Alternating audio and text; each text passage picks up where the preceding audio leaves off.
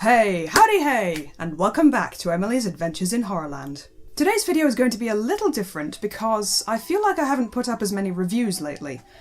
This could be because I'm on a break from work, and oddly enough I feel like I'm more productive when I'm at work because I have less time, but I do have to fit stuff in between work assignments. I have a schedule, so there's more motivation there, but at the moment I'm very easily distracted by watching YouTube videos and working on my book, although it's usually the former.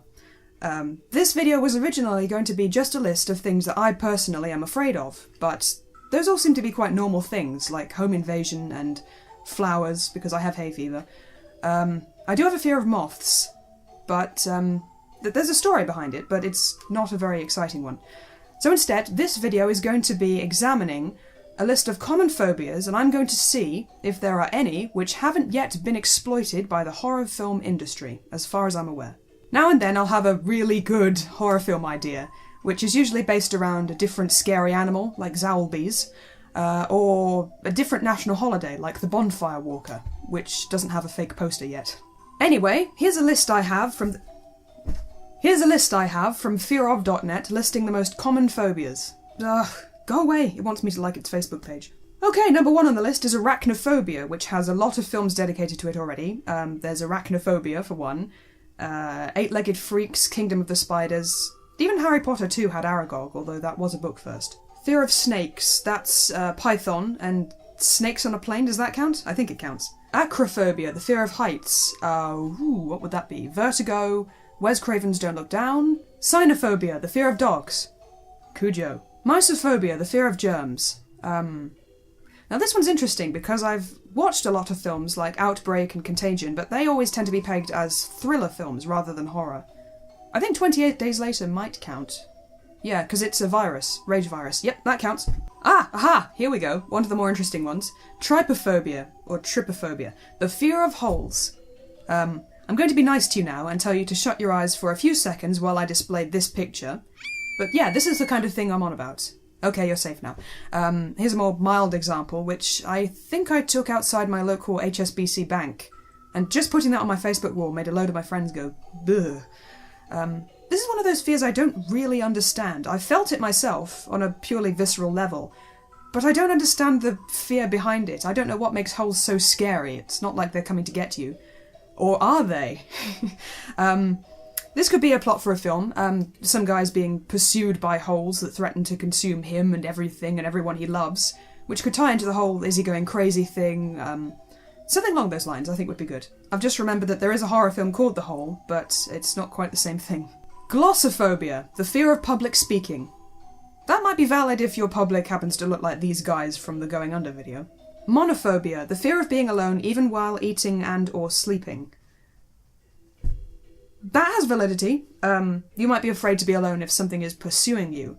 And thinking back to Marble Hornets, I think they did an excellent job of capturing Jay and a few other characters' growing paranoia and fear of the Slender Man. And how many different characters were there?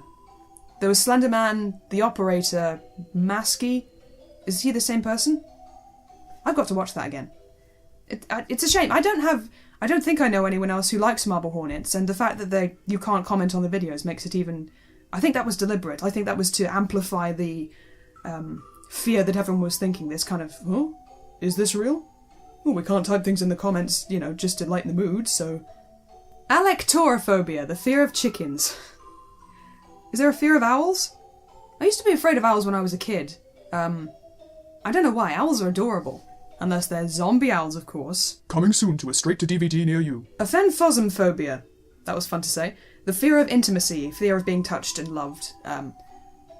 Actually, I remember this film that was on sale in Woolworths about a girl who exploded whenever she kissed a dude. What was it called?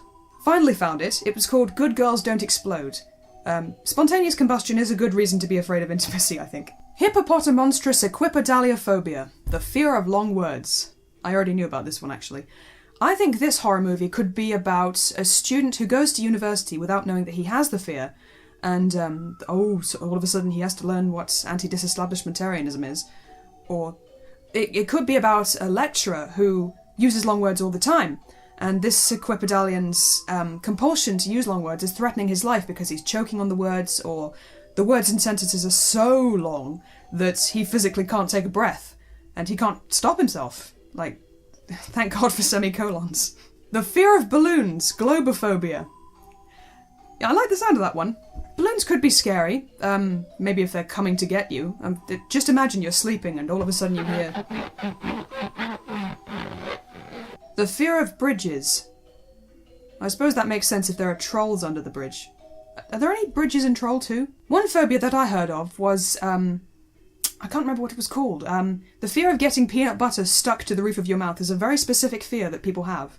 But I think that's more of a Goosebumps book than it is a full-length movie, so... This is quite a good one. Athazagoraphobia, the fear of being forgotten or not remembering things. This one's in 2 parts, so let's consider them separately. I think the first one could be very, very scary. Imagine, you wake up one morning and your housemate or one of your parents chases you out of the house screaming because they don't recognise you. And at first you think there's something wrong with them, but then you've got the police after you, your Facebook friends are deleting you in bafflement, like, I don't even know that dude. The bank's accusing you of fraud, your surgeons forget what organ they're meant to be fixing as they're operating on you. That would be terrifying. And the second one, what was the second one? Not remembering things. Actually, I remember reading a creepypasta that revolved around this premise called Autopilot, and the shock ending is kind of related to something that actually happens in real life, which is pretty terrible to think of on its own. Banana phobia.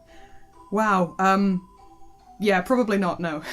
Mottophobia, the fear of moths. Yep, I'm not alone on that one. That's a relief. I think that would be terrifying if they were stuck in the car with you. I've seen some enormous moths, even for this country. That bow tie-sized moths. That could be the tagline. You think your husband left his bow tie on the passenger seat, but you'd be wrong. Is that long enough? Fear of beards. I don't think I'll be afraid of beards unless I get one before the age of 45-ish. Umbrophobia, the fear of rain. That's probably where the word umbrella comes from. I think rain could be scary if it was the right kind of rain, or in certain contexts. Imagine if you were indoors, and the rain was falling on you all the time, following you around everywhere. You'd never be able to eat your cornflakes again, it would be a nightmare. And the last one I'll be reading out is disposophobia, which is the fear of getting rid of stuff. We've all seen those documentaries, I think, where people are hoarders and can't get rid of their personal belongings. I think it might be a variation of separation anxiety, but in the context of a scary film, maybe the items he's hoarding belong to other people who have passed on. He could have been seeing ghosts being contacted. He could have been seeing ghosts and being contacted by them from a young age, and so maybe each one of them gives him something to hang on to that they'll be back for later at some unspecified point in the future. So he's hoarding all these things, and he knows that the ghosts will be angry and vengeful if he doesn't keep hold of them or forgets where they are. And then when well-meaning family members try to step in, he will be understandably horrified. I think that could work, as long as there's some divide between this story and actual compulsive hoarding, because I have a problem with films that take mental health issues or disorders and kind of alter them just for the scare factor.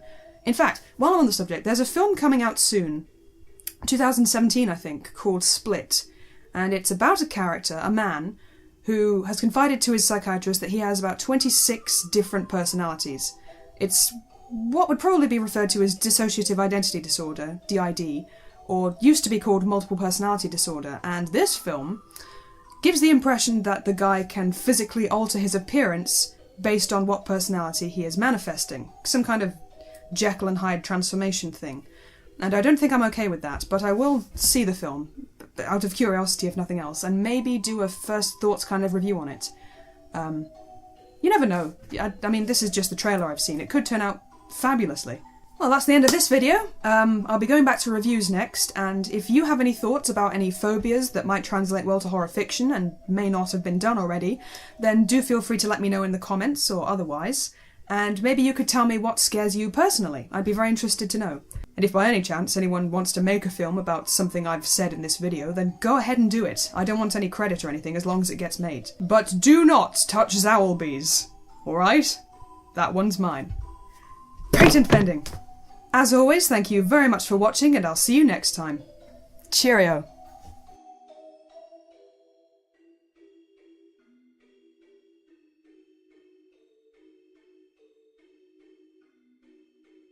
I've just this second thought of an unusual phobia that I have. I like to eat a lot of ice. I think there are two kinds of people in this world. People who like to eat ice and people who will never understand why people do it. But I do. And typically the one I want to crunch the most, the smallest one, is always at the back of the glass and I can never quite get it.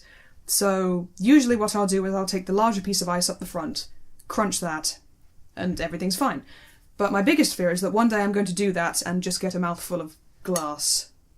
I don't think there's a long Latin name for that though. Maybe I'll make one up. I've rambled on long enough. Goodbye.